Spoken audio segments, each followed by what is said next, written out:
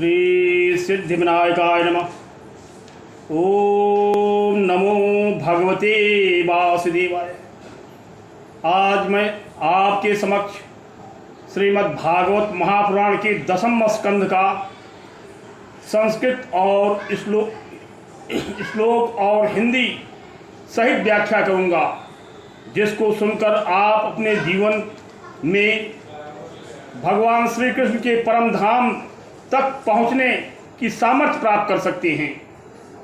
भगवान श्री कृष्ण के इस 10वें स्कंद ग्रंथ में 10वें स्कंद का विशेष प्रभाव है, क्योंकि श्रीमद् भागवत महापुराण में 10वें स्कंद का पाठ करने से संपूर्ण भागवत महापुराण का पाठ का फल प्राप्त हो जाता है।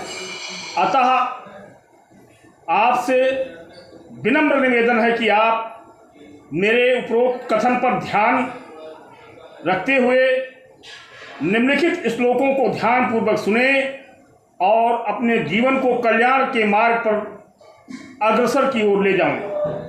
और आप ध्यान योग की अवस्था में ग्रंथों के रस का पान करें। भगवान का गर्भ में प्रवेश और देवताओं द्वारा गर्भस्तुति। प्रलंबक चारूर्चलावर्त महासनैः मुष्टिकारिष्ट द्वैविध पूतना केश धेनुकैः अन्ये चासुर्भूपाले एर्बाण भौमादि भिरुताः यदूनां कदनं चक्रे बलिमा आगधु संश्रयः। श्री सुखदेव जी कहते हैं कि परीक्षित, कंस एक तो स्वयं बड़ा बली था और दूसरे मगध नरेश जरासंध की उसे बहुत बड़ी सहायता प्राप्त थी। तीसरे उसके साथी थे प्रलंबासुर, बकासुर, चाणूर, चढ़ावर्त, अघासुर, मुष्टिक और अरिष्टासुर, द्विविध, पूतना, केसी और धेनु, बाणासुर और भौमासुर। आज बहुत से दैत्य राजा उसके सहायक थे। इनको साथ लेकर वो यदुवंशियों को नष्ट करने लगा। ते पीड़िता आनि विशुः कुरो पंचाल के कयान साल्वान विदर्भा निष्धान विदेहयन् कोसलानपि एके तमनु रुन्धानाज्ञातः पर्यो उपासते हतेषु खटसु बालेषु देवत्या अग्रसे एनिना सप्तमो वैष्णवं धाम यमनन्तं प्रचक्षते गर्भो बभो देवत्या हर्षशोक विवर्धनः। वह लोग भयभीत होकर कुरु, पंचाल, केकय, साल्व, विदर्भ, निषद, विदेह और कौशल आदि देशों में जा बसे। कुछ लोग ऊपर से उसके मन के अनुसार काम करते हुए उनकी सेवा में लगे रहे। जब कंस ने एक एक करके देवकी के 6 बालक मार डाले, तब देवकी के 7वें गर्भ में भगवान ने अंश स्वरूप श्री शेष जी, जिन्हें अनंत भी कहते हैं, पधारे। आनंद स्वरूप शेष जी के गर्भ में आने के कारण देवकी को स्वाभाविक ही हर्ष हुआ, परंतु कंस शायद इसे भी मार डाले। इस भय से उनका शोक भी बढ़ गया। शेष भगवान ने विचार किया कि रामावतार में छोटा भाई बना, इसी से मुझे भाई की आज्ञा माननी पड़ी और बन जाने से मैं उन्हें रोक नहीं सका। श्री कृष्ण अवतार में मैं बड़ा भाई बनकर भगवान की अच्छी सेवा कर सकूंगा, इसलिए वह कृष्ण से भी पहले गर्भ में आ गए।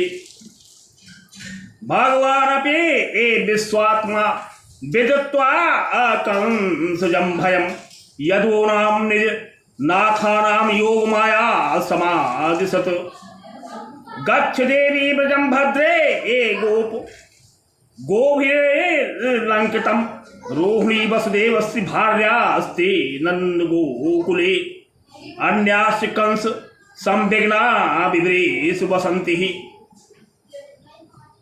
देवक्या जठरे गर्भ शेषाख्यम धाम मामकम तत्सन्ने कृष्य रोहिण्या उदरे सन्निवेशयः अथाहं मंस भागेन देवक्या पुत्रतां शुभे प्राप्स्यां त्वं यशोदायां नंदपत्न्यां भविष्यति।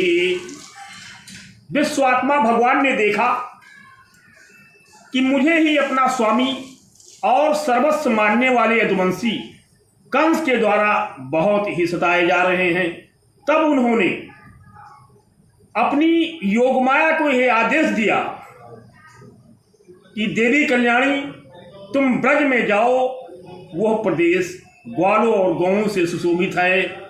वहां नंद बाबा के गोकुल में वसुदेव की पत्नी रोहिणी निवास करती हैं। उनकी और भी पत्नियां कंस से डरकर गुप्त स्थानों में रह रही हैं। इस समय मेरा वो अंश जिसे शेष कहते हैं देवकी के उदर में गर्भ रूप से स्थित है, उसे वहां से निकालकर तुम रोहिणी के पेट में रख दो। कल्याणी, अब मैं अपने समस्त ज्ञान बल आदि अंशों के साथ देवकी का पुत्र बनूंगा और तुम नंद बाबा की पत्नी यशोदा के गर्भ से जन्म लेना। तुम लोगों को मुंह मांगे वरदान देने में समर्थ होगी। मनुष्य तुम्हें अपनी समस्त अभिलाषाओं को पूर्ण करने वाली जानकर धूप दीप नैवेद्य एवं अन्य प्रकार की सामग्रियों से तुम्हारी पूजा करेंगे। अर्चिष्यन्त मनुष्या आस्त्वाम सर्वकामरेश्वरीं धूपोपहार बलिभिः सर्वकामवर प्रदाम नामधेयान् कुर्वन्ति अस्थानान् चानराभुवे दुर्गेत भद्रकाली इति विजया वैष्णवी च कुमुद चंडिका कृष्णा माधुरी कन्निके च माया नारायणी सानिसा देव्यम्बिकी बकेति च गर्भ संकर्षणा तम वे प्राहो संकर्षणं भुवि रामेति लोक रमणाद बलम बलवदोच्छ्यात। पृथ्वी में तुम लोग तुम्हारे लिए बहुत से स्थान बनाएंगे। दुर्गा, भद्रा, भद्रकाली, विजया, वैष्णवी, कुमुदा, चंडिका, कृष्णा, माधवी, कन्या, माया, नारायणी, ईशानी, शारदा और अंबिका आज बहुत से नामों से पुकारेंगे।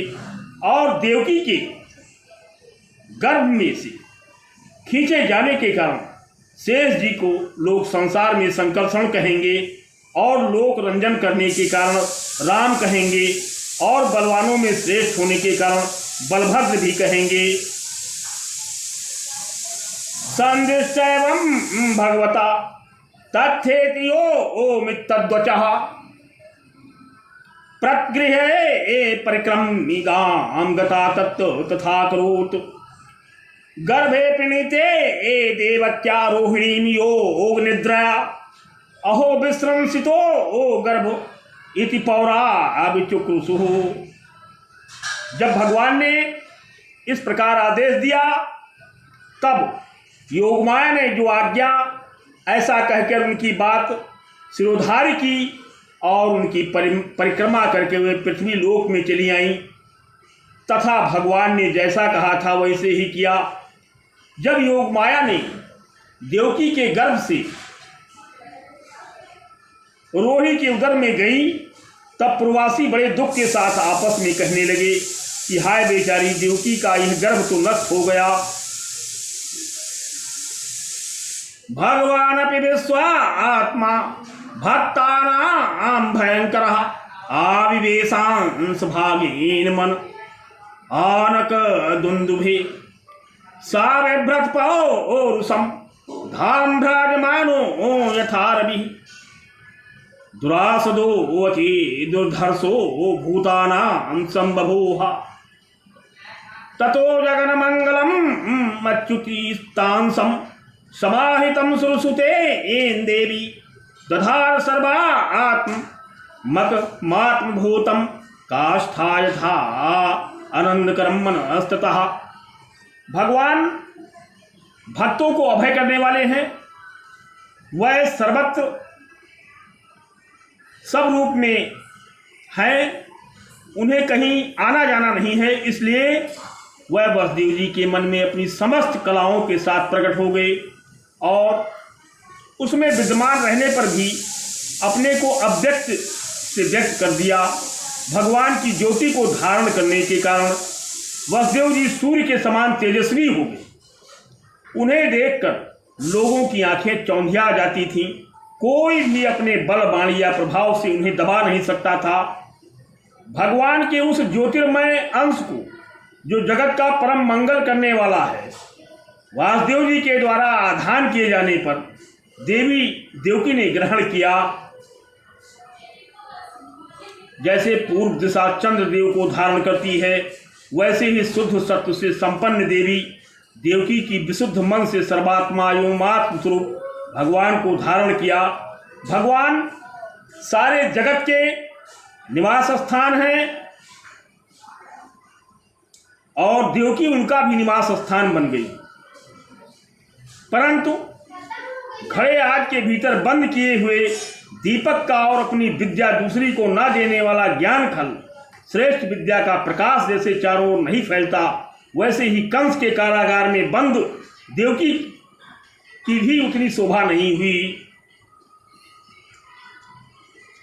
सादेव के सर्व जगन्निवास निवासम भूतः निद्रा नारेदि भोजेन्द्रे गेहे अग्नि शिखे वृद्धा सरस्वती ज्ञान खले यथा सती ताम वेक्ष कंसः प्रभया जितांतरा आम विरोचयंती भवनम शुचि स्मृताम आह इसमें प्राण हरो हरिर्गुह्यम ध्रुवम स्थितो यन्नपुरयमीदृशि किमद्य तस्मिन् करण्याय मासु मे यदर्थतंत्रो नाभिहन्ति विक्रमम् स्त्रियः स्वसुरगुरु मत्यावधोऽयं यशः श्रियं हन्त्यन्नु कालमायुः। देवकी के गर्भ में भगवान विराजमान हो गए थे। उनके मुख पर पवित्र मुस्कान थी और उनके शरीर की कान से बंदी गृह जगमगाने लगा था।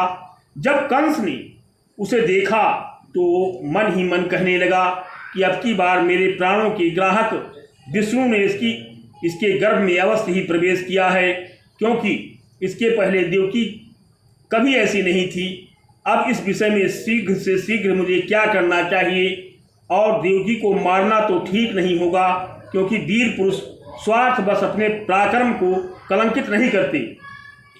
एक तो ये स्त्री है, दूसरे बहन और तीसरे गर्भवती है। इसको मारने से तो तत्काल ही मेरी कीर्ति लक्ष्मी और आयु नष्ट हो जाएगी। वो मनुष्य तो जीवित रहने पर भी मरा हुआ ही है। जो अत्यंत क्रूरता का व्यवहार करता है, उसकी मृत्यु के बाद लोग उसे गाली देते हैं। इतना ही नहीं, वो देह अभिमानियों के योग्य घर घोर नरक में अवश्य जाता है। सायेस जीवन खल संपेरितो वर्तेत यो अत्यंत निसंशयितेन देहे मितं तम मनुजा सपन्ति गंता तमो अंधम तनुमानिनो ध्रुवम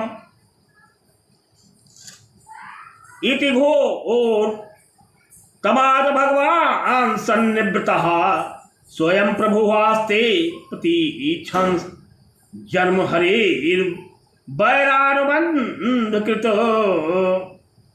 आसीनः सं विषमस्तिष्ठन् भुञ्जान पर्यटन महीम चिंत यानो हसीकेशं पश्यति तन्मयं जगतो। यद्यप कंस देवकी को मार सकता था, किंतु स्वयं ही वो इस अत्यंत क्रूरता के विचार से निवृत्त हो गया। अब भगवान के प्रति दृढ़ वैर का भाव मन में गाढ़ कर उनके जन्म की प्रतीक्षा करने लगा। वो उठते बैठते, खाते पीते, सोते जागते और चलते फिरते सर्वदा ही श्री कृष्ण के चिंतन में लगा रहता। जहाँ उसकी आंख पड़ती थी, जहाँ कुछ खड़का होता, वहाँ उसे श्री कृष्ण दिख जाते। इस प्रकार उसे सारा जगत ही श्री कृष्णमय दिखाई देने लगा।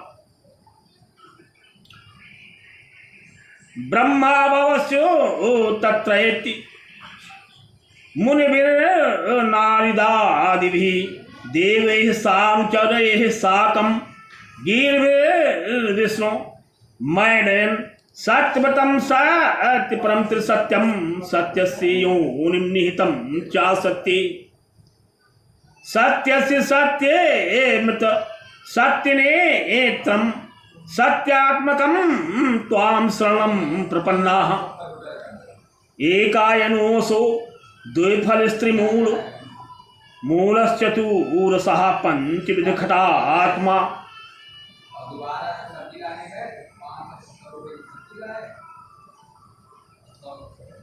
सृष्टि के पूर्व परीक्षित भगवान शंकर और ब्रह्मा जी कंस के कैद खाने में आए। उनके साथ साथ अनुचरों के सहित समस्त देवता और नारद आदि ऋषि भी थे। वह लोग सुमधुर वचनों में सबकी अभिलाषा पूर्ण करने वाले श्री हरि की इस प्रकार स्तुति करने लगे कि हे प्रभु, आप सत्य संकल्प हैं, सत्य ही आपकी प्राप्ति का श्रेष्ठ साधन है। और सृष्टि के पूर्व, प्रलय के पश्चात और संसार की स्थिति के समय इन असत्य अवस्थाओं में भी आप सत्य हैं। पृथ्वी, जल, तेज, वायु और आकाश, इन 5 दृश्यमान सत्यों के आप ही कारण हैं और उनमें अंतर्यामी रूप से विराजमान भी हैं। आप इस दृश्यमान जगत के परमार्थ स्वरूप हैं। आप ही मधुर वाणी और समदर्शन के प्रवर्तक हैं। भगवान, आप तो बस सत्य स्वरूप ही। हम सब आपकी शरण में आए हैं। ये संसार क्या है? एक सनातन वृक्ष।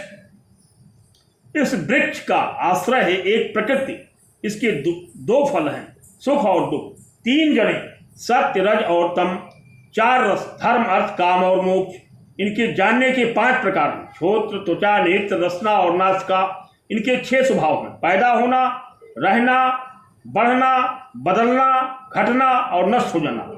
इस वृक्ष की छाल है 7 धातुएं, रस, रुधिर, मांस, मेद, अस्थि, मज्जा और शुक्र। 8 शाखाएं, 5 महाभूत, मन, बुद्धि और अहंकार। इसमें मुख आदि 9 द्वार खोरण हैं। सतत्व अगस्त बिटपो नवाक्षो 10 द्वे खगो हयादि वृक्षः त्वमेकेवास्य सतः प्रसूति अस्त्वं सन्निधानम् त्वमनुग्रहस्य त्वन्माया संवृत्तचेतसस्त्वां पश्यन्ति नाना नाभिपश्चित्तो ये बिभर्षरूपाण्यबोधात्मा क्षेमाय लोकस्य चराचरस्य सत्वोपन्नानि सुखावहानि सतां भद्राणि मुहुखलानां। प्राण अपान, ज्ञान उदान, समान, नाग, कूर्म, कृकल, देवदत्त और धनंजय, ये 10 प्राण ही इसके 10 पत्ते हैं। इस संसार रूप वृक्ष पर 2 पक्षी हैं, जीव और ईश्वर। इस संसार रूप वृक्ष की उत्पत्ति के आधार एकमात्र आप ही हैं और आप में ही इसका प्रलय होता है। आप ही इसके अनुग्रह से इनकी रक्षा भी होती है। जिनका चित्त आपकी माया से आवृत हो रहा है, इस सत्य को समझने की शक्ति खो बैठा है, वह ही उत्पत्ति, स्थिति और प्रलय करने वाले ब्रह्मादि देवताओं को अनेक देखते हैं। तत्व ज्ञानी पुरुष तो सबके रूप में केवल आपका ही दर्शन करते हैं। आप ज्ञान स्वरूप आत्मा हैं चराचर जगत के कल्याण के लिए ही अनेकों रूप धारण करते हैं और आपके वह रूप विशुद्ध अप्राकृत सत्वमय होते हैं और संत पुरुषों को बहुत सुख देते हैं, साथ ही दुष्टों को उनकी दुष्टता का दंड भी देते हैं, उनके लिए अमंगल भी होते हैं। कमल के समान कोमल अनुग्रह भरे नेत्रों वाले प्रभु, कुछ बिरले लोग ही आपके समस्त पदार्थों और प्राणियों के आश्रय स्वरूप रूप में पूर्ण एकाग्रता से अपना चित्त लगा पाते हैं और आपके चरण कमल रूपी जहाज का आश्रय लेकर इस संसार सागर को बछड़े के खुर के गड्ढे के समान अनायास ही पार कर जाते हैं। क्योंकि क्यों ना हो, अब तक के संतों ने इसी जहाज से संसार सागर पार जो किया है। त्वयंबुजाक्षखिल सत्वाधाम्नि समाधिना अवेशित चेतसे कै त्वत्पाद पोतेन महत्कृतेन कुर्वन्ति गोवत्सपदं भवाब्धिं स्वयं समुति सुदस्त्रं दुमन् भवाणं भीमं दभ्रसो हृदा भवत्पदाम्भो हनाओ मत्रते निधाय याताः सदनुग्रहो भवान् ये अन्ये अरविन्दाक्ष विमुक्तमानिनः अस्वस्थ भावाद् विशुद्ध बुद्धयः आरूहे कृच्छेण परम तदम ततः पत्रेत्यधो अनादित युष्मद्घ्रयः। कमल के समान कोमल अनुग्रह नेत्रों वाले प्रभु, कुछ बिरले लोग ही आपके समस्त पदार्थों और प्राणियों के आश्रय स्वरूप रूप में पूर्ण एकाग्रता से अपना चित्त लगा पाते हैं और आपके चरण कमल रूपी जहाज का आश्रय लेकर इस संसार सागर को बछड़े के खुर के गड्ढे के समान अनायास ही पार कर जाते हैं। परम प्रकाश स्वरूप परमात्मन, आपके भक्तजन सारे जगत के निष्कपट प्रेमी सच्चे हितैषी होते हैं। वह स्वयं तो इस भयंकर और कष्ट से पार करने योग्य संसार सागर को पार कर ही जाते हैं, किंतु औरों के कल्याण के लिए भी वह यहाँ आपके चरण कमलों की नौका का स्थापित कर जाती हैं। वास्तव में सत्पुरुषों पर आपकी महान कृपा है, उनके लिए आप अनुग्रह स्वरूप ही हैं। कमल नयन, जो लोग आपके चरण कमलों को शरण नहीं लेते तथा आपके प्रति भक्तिभाव से रहित होने के कारण जिनकी बुद्धि भी शुद्ध नहीं है, वह अपने को झूठ मुक्त मानते हैं। वास्तव में तो वह बद्ध ही है। यदि वह बड़ी तपस्या और साधना का कष्ट उठाकर किसी प्रकार ऊंचे से ऊंचे पद पर भी पहुंच जाएं, तो भी वहां से नीचे गिर जाते हैं। तथा नाते ए माधव तावकाः क्वचित् भ्रश्यन्त मार्गात् त्वयि बद्ध सौहृदाः त्वयाभ्ये गुप्ता विचरन्ति निर्भयाः विनायकानीक नीकपमूर्धसु प्रभोः सत्वं विशुद्धं श्रियते भवानि स्थितो शरीराणां श्रेये उपायनं वपुः वेद क्रिये योग तपः समाधिभिः अस्तवा अर्हणम् एन जनः समीहते। परंतु भगवान, जो आपके अपने निज जन हैं, जिन्होंने आपके चरणों में अपनी सच्ची प्रीत जोड़ रखी है, वह कभी उन ज्ञान अभिमानियों की भांति अपने साधन मार्ग से नहीं गिरते। हे प्रभु, वह बड़े बड़े विघ्न डालने वालों की सेना के सरदारों के सिर पर पैर रखकर निर्भय होकर विचरण करते हैं। कोई भी विघ्न उनके मार्ग में रुकावट नहीं डाल सकते, क्योंकि उनके रक्षक तो स्वयं आप ही हैं। आप संसार की स्थिति के लिए समस्त देहधारियों को परम कल्याण प्रदान करने वाला विशुद्ध सत्यमय सच्चिदानंदमय परम दिव्य मंगल विग्रह प्रकट करते हैं, उस रूप के प्रकट होने से ही आपके भक्त वेद, कर्मकांड, अष्टांग योग, तपस्या और समाधि के द्वारा आपकी आराधना करते हैं। बिना किसी आश्रय के वे किसकी आराधना करेंगे? प्रभु, आप सबके विधाता हैं। यदि आपका ये विशुद्ध सत्यमय निज स्वरूप ना हो तो अज्ञान और उसके द्वारा होने वाले भेदभाव को नष्ट करने वाला अपरोक्ष ज्ञान ही किसी को ना हो। सत्वम ना चेद्धात हृदम निजम भवेत् दिग्ज्ञानम ज्ञानाभि तापमार्जनम गुण प्रकाशे नुमीयते भवान प्रकाशते अस्य च येन वा गुणः नानाम रूपे गुणजन्म कर्म भी निरूप्य तब्देतो तस्य साक्षिणः मनोवचोभ्याम मनु नेवतर मनो देव क्रियायाम प्रत्ययन्त्यर्थापि श्रवण गृणन संस्मरस्यंस चिन्तयन् नामानि रूपाणि च मंगलानि ते। जगत में दिखने वाले तीनों गुण आपके द्वारा ही प्रकाशित होते हैं, ये सत्य है। परंतु इन गुणों की प्रकाशक वृत्तियों से आपके स्वरूप का केवल अनुमान ही होता है, वास्तविक स्वरूप का साक्षात्कार नहीं होता। आपके स्वरूप का साक्षात्कार तो आपके इस विशुद्ध सत्यमय स्वरूप की सेवा करने पर आपकी कृपा से ही प्राप्त होता है। भगवान मन और वेद वाणी के द्वारा केवल आपके स्वरूप का अनुमान मात्र होता है, क्योंकि आप उनके द्वारा दृश्य नहीं, उनके साक्षी हैं।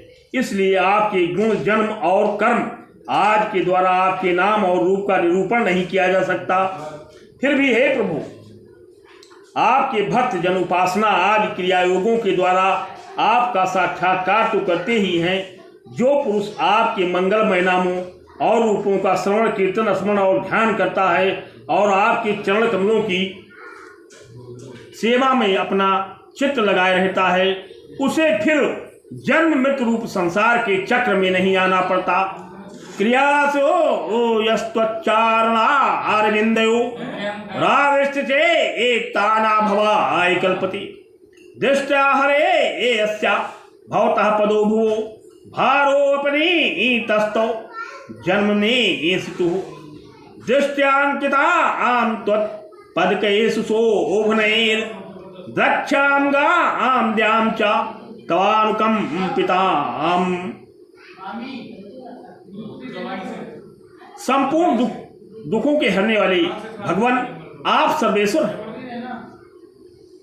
ये पृथ्वी तो आपका चरण कमल ही है, आपके अवतार से ही इनका भार दूर हो गया। धन्य है हे प्रभु, हमारे लिए बड़ी सौभाग्य की बात है कि हम लोग आपके सुंदर सुंदर चिन्हों से युक्त चरण कमलों के द्वारा विभूषित पृथ्वी को देखेंगे और स्वर्ग लोक को भी आपकी कृपा से कृतार्थ देखेंगे। प्रभु, आप अजन्मा हैं। यदि आपके जन्म के कारण के संबंध में हम कोई तर्क ना करें तो यही कह सकते हैं कि यह आपका एक लीला विनोद है। ऐसा कहने का कारण यह है कि आप तो द्वैत के लेस से रहित सर्वाधिष्ठान स्वरूप हैं और इस जगत की उत्पत्ति, स्थिरता, प्रलय अज्ञान के द्वारा आप में आरोपित है।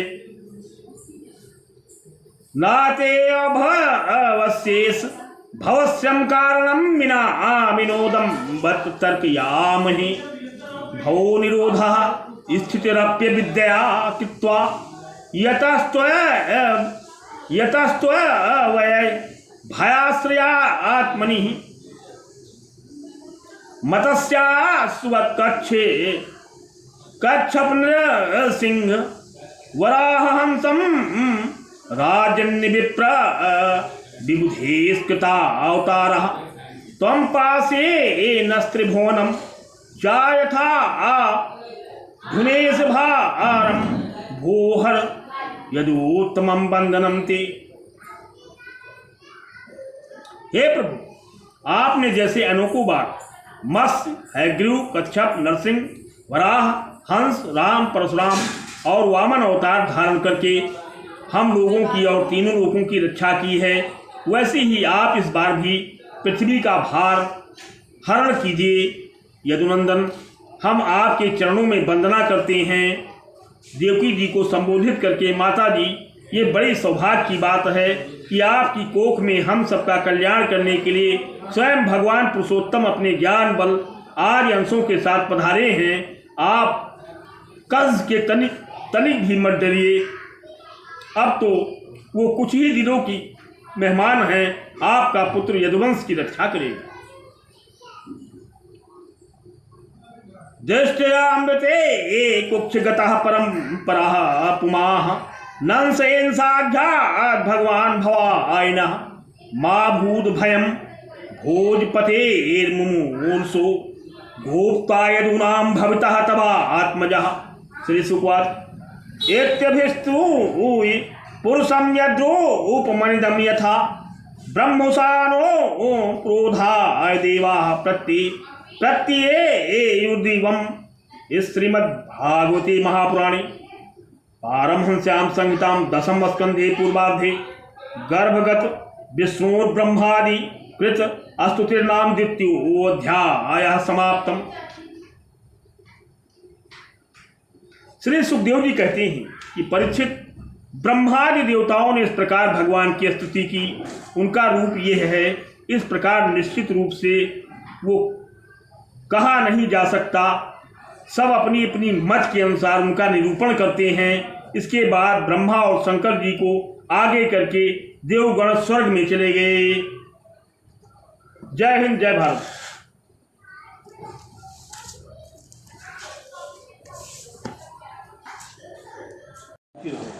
बाही बटोर दी किताब ने देखा, किताब मुझे रहा करो तो कुछ आई कांटेक्ट ऊपर रखी। आई कांटेक्ट से भी प्रभाव पड़ता है उसमें। हाँ चलो, रेडी गो। श्री सिद्धिविनायकाय नमः। ओम नमो भगवते वासुदेवाय। आज मैं आपके समक्ष श्रीमद् भागवत महापुराण के दशम स्कंध का संस्कृत और श्लोक और हिंदी सहित व्याख्या करूंगा, जिसको सुनकर आप अपने जीवन में भगवान श्री कृष्ण के परम धाम तक पहुंचने की सामर्थ्य प्राप्त कर सकते हैं। भगवान श्री कृष्ण के इस दशम स्कंध ग्रंथ में दशम स्कंध का विशेष प्रभाव है, क्योंकि श्रीमद् भागवत महापुराण में दशम स्कंद का पाठ करने से संपूर्ण भागवत महापुराण का पाठ का फल प्राप्त हो जाता है।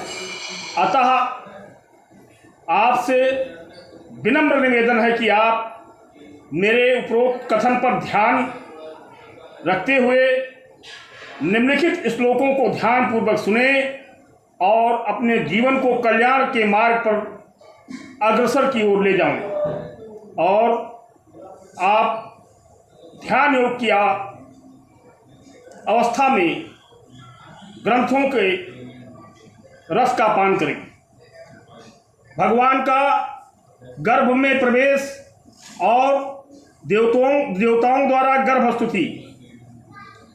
प्रलंबक चारूर्चलावर्त महासनैः मुष्टिकारिष्ट द्वैविध पूतना केशधेनुकैः अन्ये चासुरभूपालैर्बाण भौमादिभिर्युतः यदूनां कदनं चक्रे बलिमागध संश्रयः। श्री सुखदेव जी कहते हैं कि परीक्षित, कंस एक तो स्वयं बड़ा बली था और दूसरे मगध नरेश जरासंध की उसे बहुत बड़ी सहायता प्राप्त थी। तीसरे उसके साथी थे प्रलंबासुर, बकासुर, चाणूर, चणावर्त, अघासुर, मुष्टिक और अरिष्टासुर, द्विविध, पूतना, केसी और धेनु, बाणासुर और भौमासुर। आज बहुत से दैत्य राजा उसके सहायक थे। इनको साथ लेकर वो यदुवंशियों को नष्ट करने लगा।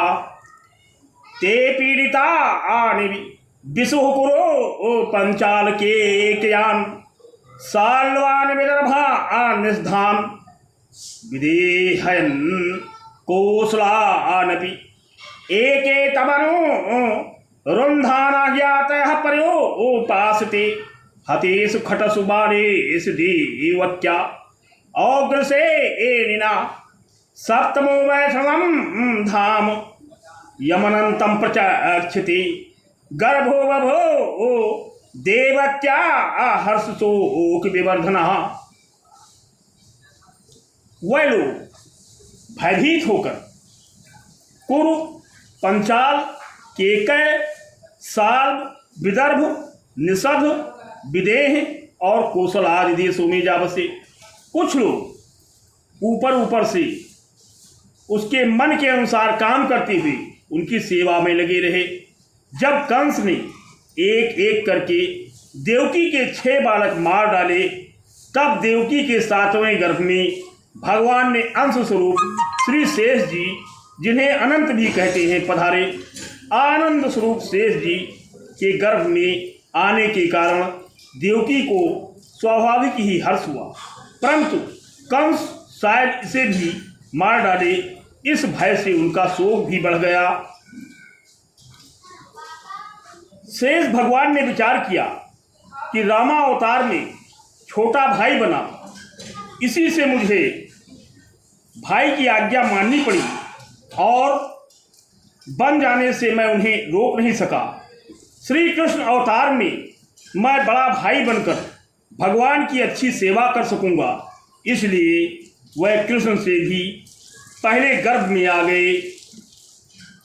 भगवान अपि ए विश्वात्मा विदित्वा कंसजं भयं यदूनां निज नाथानां योग माया समादिशत गच्छ देवी ब्रजं भद्रे ए गोभिर्लंकितं रोहिणी वसुदेवस्य भार्यास्ते नंद गोकुले अन्यास्य कंस संविघ्ना बिभ्रेषु वसन्ति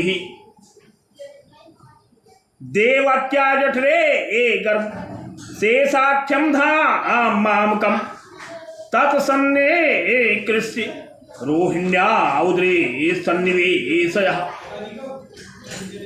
अथाहं मंस भागेन देवक्या पुत्रतां शुभे प्राप्स्यां त्वं यशोदायां नंदपत्न्यां भविष्यति।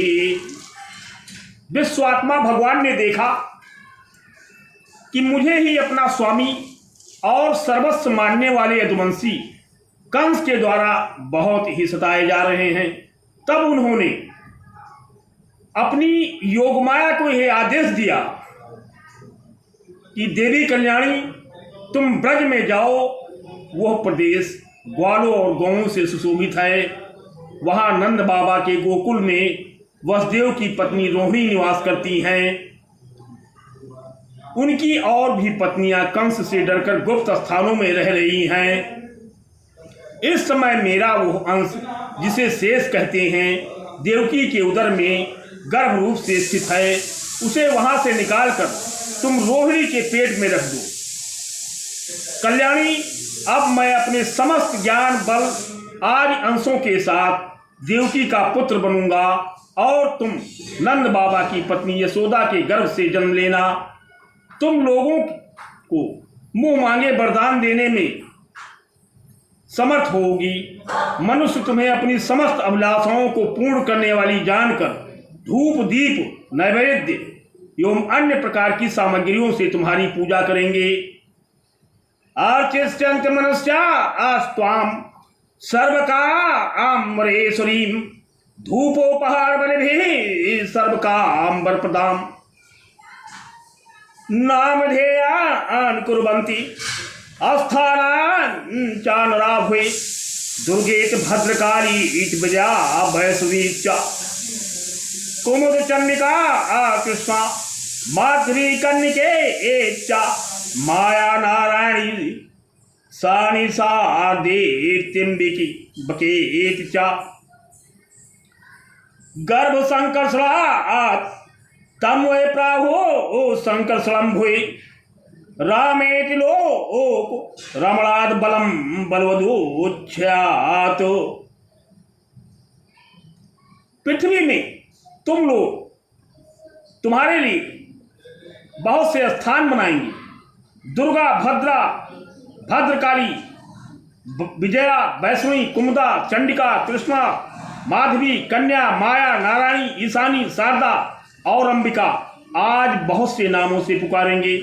और देवकी के गर्भ में से खींचे जाने के कारण शेष जी को लोग संसार में संकर्षण कहेंगे और लोक रंजन करने के कारण राम कहेंगे और बलवानों में श्रेष्ठ होने के कारण बलभद्र भी कहेंगे। संदृष्टैवं भगवता तथेतियो ओ मित्तद्वचः प्रगृहे परिक्रमिगां गता तत्त तथा करोत् गर्भे प्रणीते देवत्या रोहिणीं योग निद्रया अहो विश्रंसितो ओ गर्भ इति पौरा अभिचुक्रुषु। जब भगवान ने इस प्रकार आदेश दिया तब योगमाया ने जो आज्ञा ऐसा कहकर उनकी बात सिरोधार्य की और उनकी परिक्रमा करके वे पृथ्वी लोक में चली आईं तथा भगवान ने जैसा कहा था वैसे ही किया। जब योगमाया ने देवकी के गर्भ से रोहिणी के उदर में गई तब प्रवासी बड़े दुख के साथ आपस में कहने लगे कि हाय बेचारी देवकी का यह गर्भ तो नष्ट हो गया। भगवान अपि विश्वा आत्मा भक्तानां भयंकरः आविवेशांस भागेन मन आनक दुंदुभे सा बिभ्रत पौरुषम धाम्भ्राजमानो यथा रविः दुरासदो वचि दुर्धर्षो भूतानां संबभूव ततो जगन्मंगलम् अच्युतिस्तांसं समाहितं सुरसुते येन देवी दधार सर्वा आत्ममात्मभूतं काष्ठा यथा आनंदकरम मनस्ततः। भगवान भक्तों को अभय करने वाले हैं। वह सर्वत्र सब रूप में हैं, उन्हें कहीं आना जाना नहीं है, इसलिए वह वसुदेव जी के मन में अपनी समस्त कलाओं के साथ प्रकट हो गए और उसमें विद्यमान रहने पर भी अपने को अव्यक्त से व्यक्त कर दिया। भगवान की ज्योति को धारण करने के कारण वसुदेव जी सूर्य के समान तेजस्वी हो गए। उन्हें देखकर लोगों की आंखें चौंधिया जाती थीं। कोई भी अपने बल बाणी या प्रभाव से उन्हें दबा नहीं सकता था। भगवान के उस ज्योतिर्मय अंश को जो जगत का परम मंगल करने वाला है, वासुदेव जी के द्वारा आधान किए जाने पर देवी देवकी ने ग्रहण किया। जैसे पूर्व दिशा चंद्रदेव को धारण करती है, वैसे ही शुद्ध सत्व से संपन्न देवी देवकी की विशुद्ध मन से सर्वात्मा एवं आत्म स्वरूप भगवान को धारण किया। भगवान सारे जगत के निवास स्थान हैं और देवकी उनका भी निवास स्थान बन गई।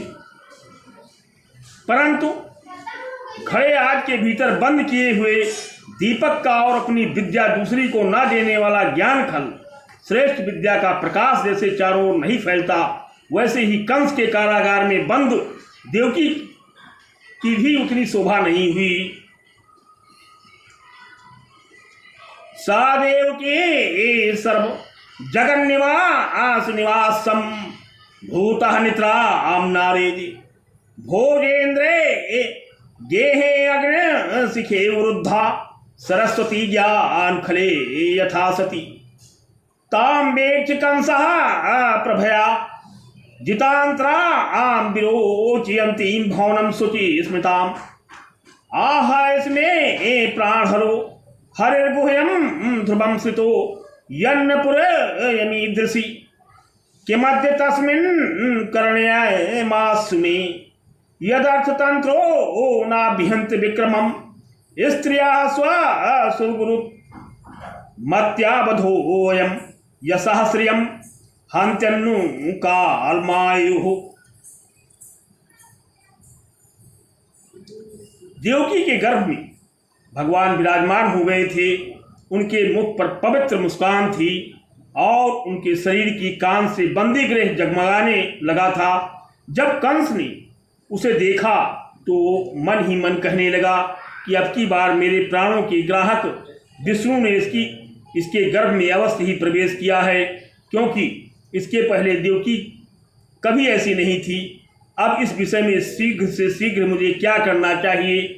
और देवकी को मारना तो ठीक नहीं होगा, क्योंकि वीर पुरुष स्वार्थ बस अपने पराक्रम को कलंकित नहीं करते। एक तो ये स्त्री है, दूसरे बहन और तीसरे गर्भवती है। इसको मारने से तो तत्काल ही मेरी कीर्ति लक्ष्मी और आयु नष्ट हो जाएगी। वो मनुष्य तो जीवित रहने पर भी मरा हुआ ही है। जो अत्यंत क्रूरता का व्यवहार करता है, उसकी मृत्यु के बाद लोग उसे गाली देते हैं। इतना ही नहीं, वो देह अभिमानियों के योग्य घर घोर नरक में अवश्य जाता है। सायेस जीवन खल संपेतो वर्तेते यो अत्यंत निसंशयेतेन देहे मृतं तम मनुजा सपन्ति गंता तमो अंधम तनुमानिनो ध्रुवम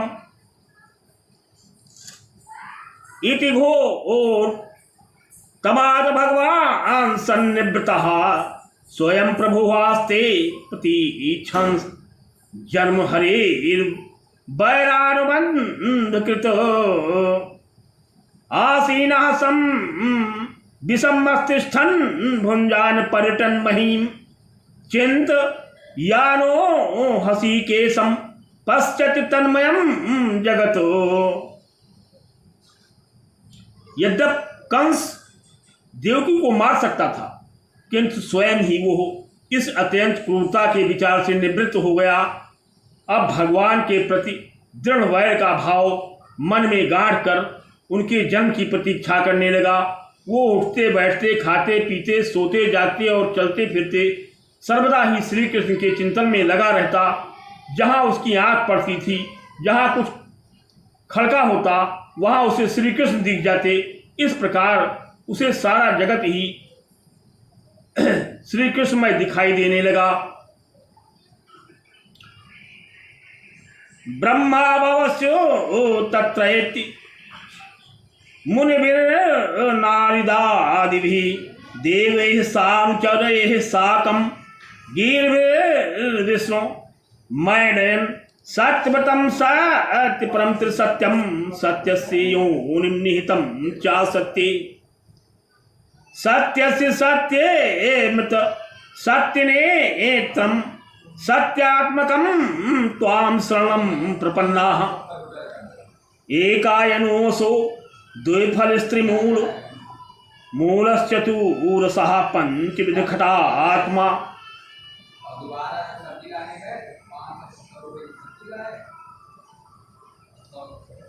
सृष्टि के पूर्व परीक्षित भगवान शंकर और ब्रह्मा जी कंस के कैद खाने में आए। उनके साथ साथ अंचलों के सहित समस्त देवता और नारद आदि ऋषि भी थे। वह लोग सुमधुर वचनों में सबकी अभिलाषा पूर्ण करने वाले श्री हरि की इस प्रकार स्तुति करने लगे कि हे प्रभु, आप सत्य संकल्प हैं। सत्य ही आपकी प्राप्ति का श्रेष्ठ साधन है। और सृष्टि के पूर्व, प्रलय के पश्चात और संसार की स्थिति के समय इन असत्य अवस्थाओं में भी आप सत्य हैं। पृथ्वी, जल, तेज, वायु और आकाश, इन 5 दृश्यमान सत्यों के आप ही कारण हैं और उनमें अंतर्यामी रूप से विराजमान भी हैं। आप इस दृश्यमान जगत के परमार्थ स्वरूप हैं। आप ही मधुर वाणी और समदर्शन के प्रवर्तक हैं। भगवान, आप तो बस सत्य स्वरूप ही।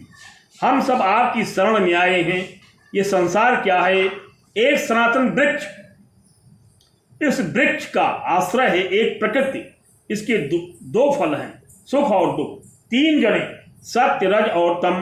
चार रस धर्म अर्थ काम और मोक्ष, इनके जानने के 5 प्रकार हैं। श्रोत्र, त्वचा, नेत्र, रसना और नासिका, इनके 6 स्वभाव हैं। पैदा होना, रहना, बढ़ना, बदलना, घटना और नष्ट हो जाना। इस वृक्ष की छाल है 7 धातुएं, रस, रुधिर, मांस, मेद, अस्थि, मज्जा और शुक्र। 8 शाखाएं हैं, 5 महाभूत, मन, बुद्धि और अहंकार। इसमें मुख आदि 9 द्वार खोरण हैं। सततो अगस्त बिटपो नवाक्षो दशक्षदी द्वे खगो हयादि वृक्षः त्वमेकेवास्य सतः प्रसूति अस्त्वं सन्निधानम् त्वमनुग्रहस्य त्वन्माया संवृत्तचेतसस्त्वां पश्यन्ति नाना नाभिपश्चित्तो ये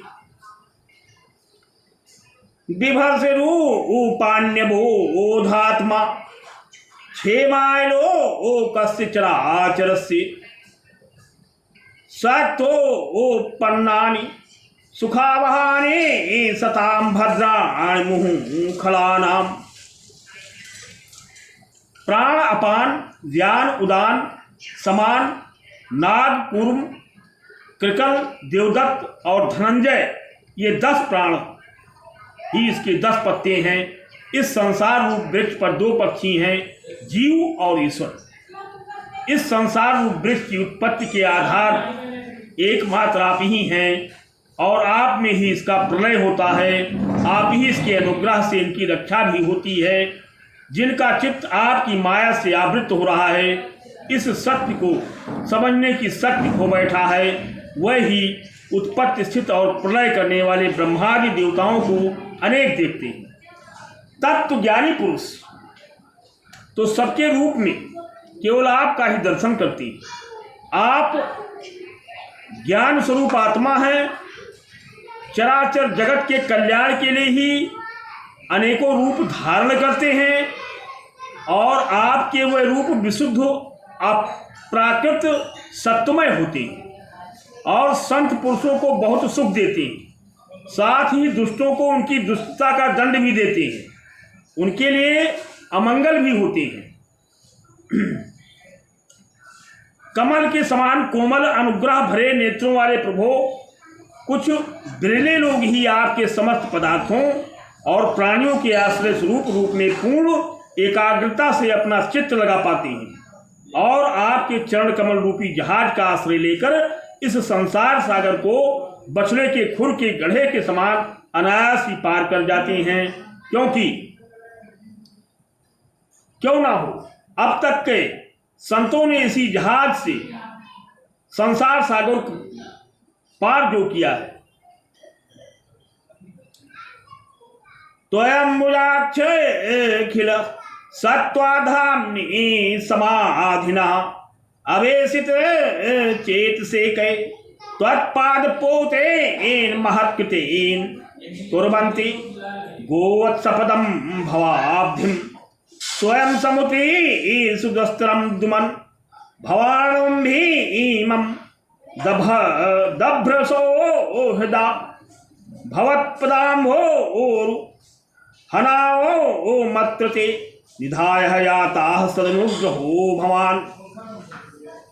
ये अन्ये अरविंदाक्ष विमुक्तमानिनः अस्वस्थ भावाद विशुद्ध बुद्धयः आरूहे कृच्छेण परम तदम ततः पत्रेत्यधो अनादित युष्मद्घ्रयः।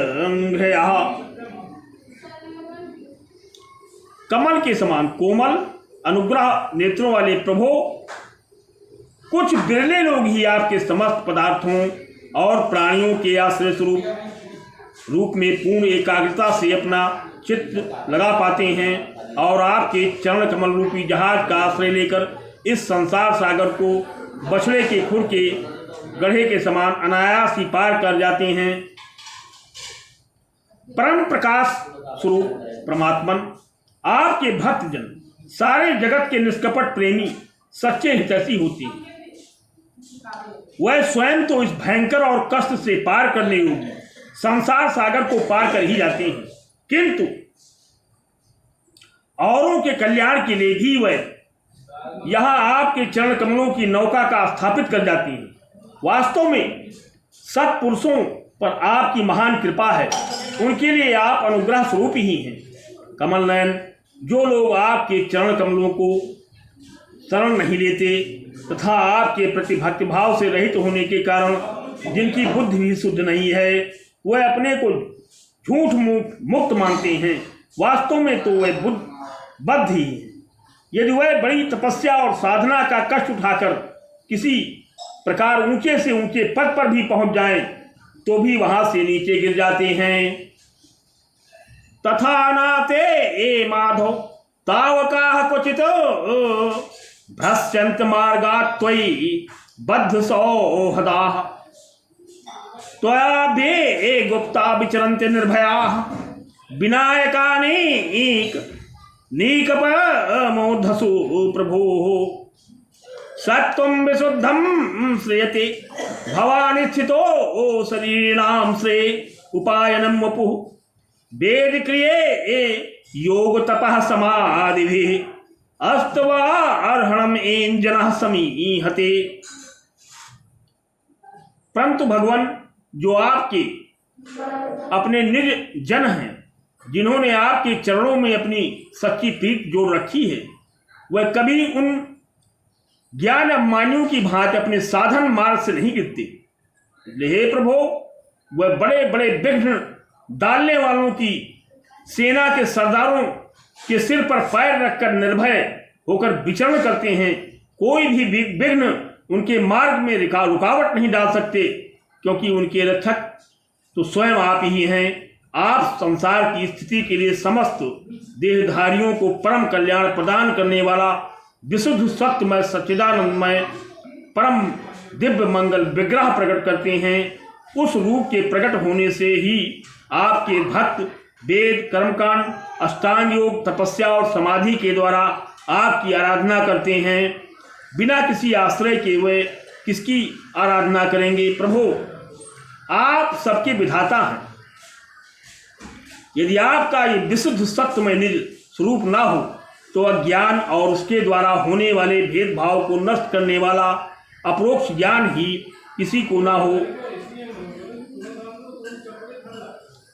सत्वं न चेद्धात् हृदं निजं भवेत् दिग्ज्ञानं ज्ञानाभि दापमार्जनं गुणप्रकाशेनुमीयते भवान् प्रकाशते अस्य च येन वा गुणः नानामरूपे गुणजन्म कर्मभिः निरूप्य तब्देतो तस्य साक्षिणः मनोवचोभ्याम मनु नेवतर मनो देव क्रियायां प्रत्ययन्त्यर्थापि श्रवन् गृणन् संस्मरस्यंस चिन्तयन् नामानि रूपाणि च मंगलानि ते।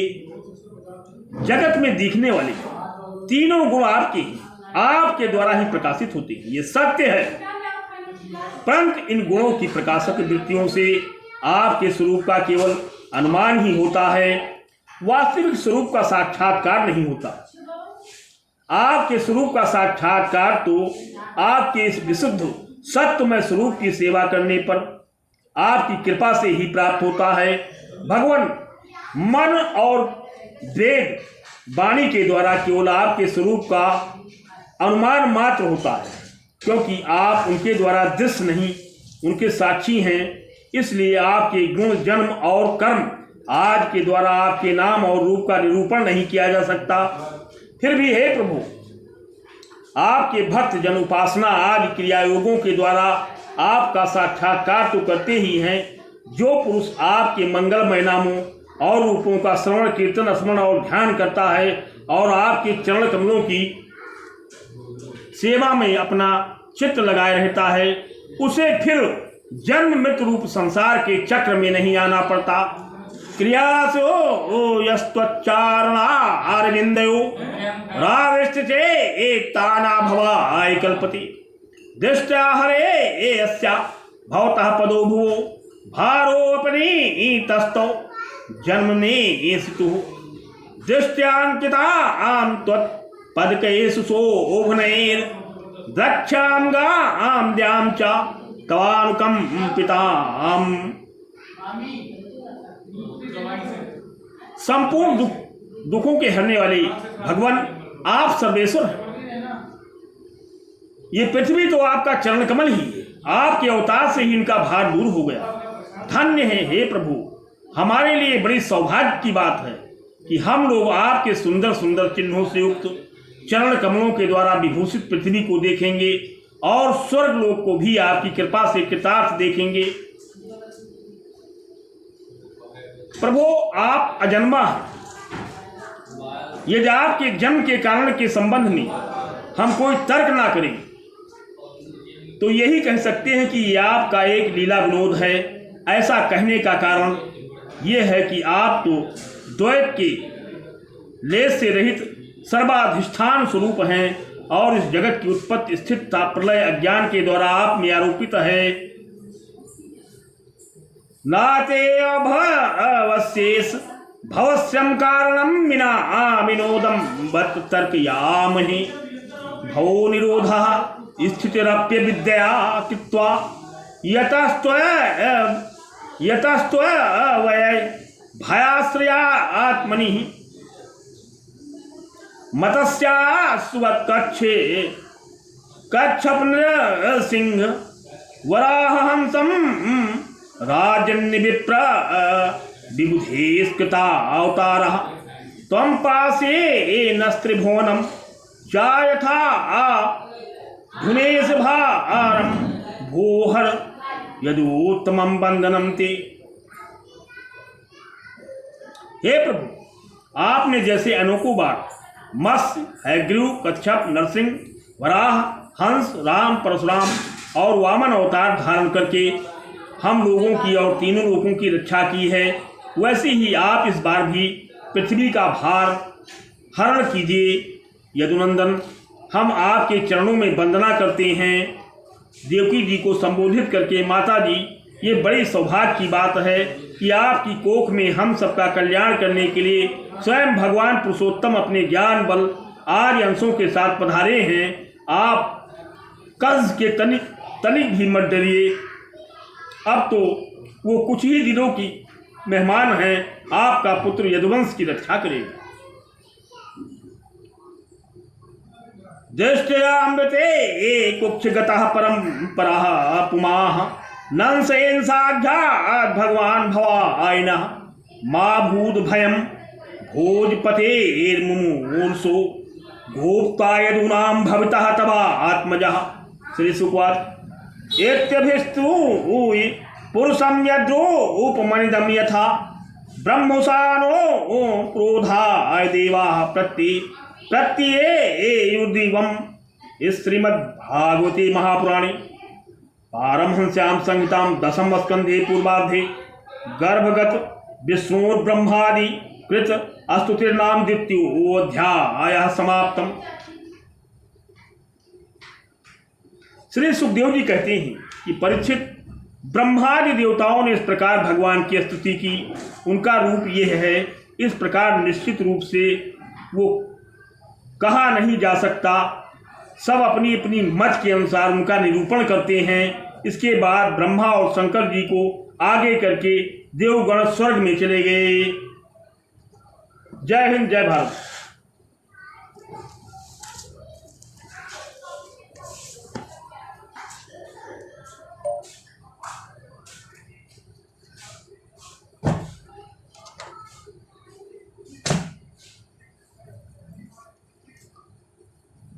सृष्टि, ले जाओ मुन्नी, मोबाइल ले जाओ, अपने टाइम पर निकाल लो। जाओ,